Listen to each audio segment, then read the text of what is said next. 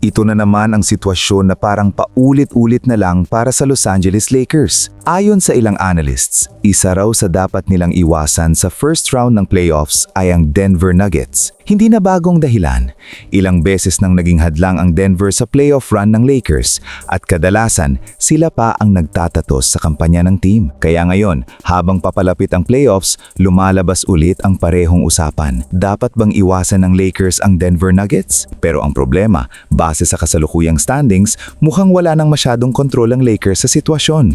Nananatiling matatag ang Denver sa top 6 ng Western Conference. Samantala ang Lakers may hawak na 3 panalong kalamangan laban sa Timberwolves at Rockets. Ibig sabihin, malabo nang magbago ang positioning at posibleng sa pagitan ng 4th hanggang 6th seed lang sila. Kaya ngayon, mukhang papunta ang lahat sa isang matchup na ayaw sanang mangyari ng maraming analysts. Lakers kontra Denver sa first round. Kung susuriin natin, may 3 posibleng kalaban ng Lakers: Denver Nuggets, Houston Rockets at Minnesota Timberwolves. Pero sa 3 ito, ang Denver ang pinakadelikado base sa history at matchup. Ilang season na nating nakikita kung paano nahihirapan ng Lakers sa estilo ng Denver. Malakas ang execution nila sa half-court offense, disiplinado sa depensa at may chemistry na matagal nang nabuo. Isa pa, kapag playoffs, mas tumitindi ang laro ng Denver. Mas kontrolado nila ang tempo at nagiging mas mahirap silang basagin. Ito ang dahilan kung bakit sinasabi ng analysts na kung may paraan, mas mabuting umiwas muna ang Lakers.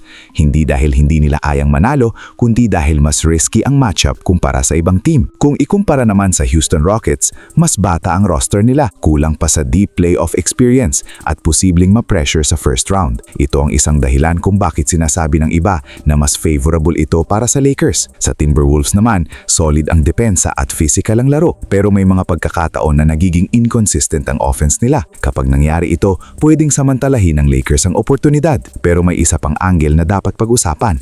Kung gusto talagang maging legit contender ang Lakers, kailangan nilang harapin kahit sino.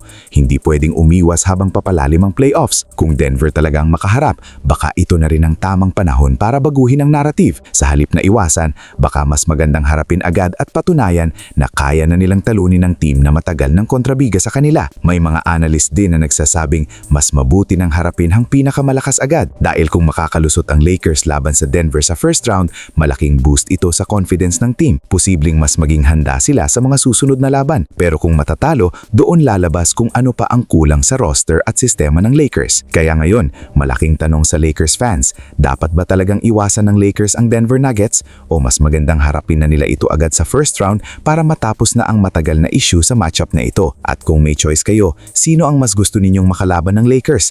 Denver Nuggets, Houston Rockets o Minnesota Timberwolves? I-comment nyo ang sagot ninyo at ipaniwanag kung bakit. Sa tingin nyo, sino ang pinakamadaling kalaban?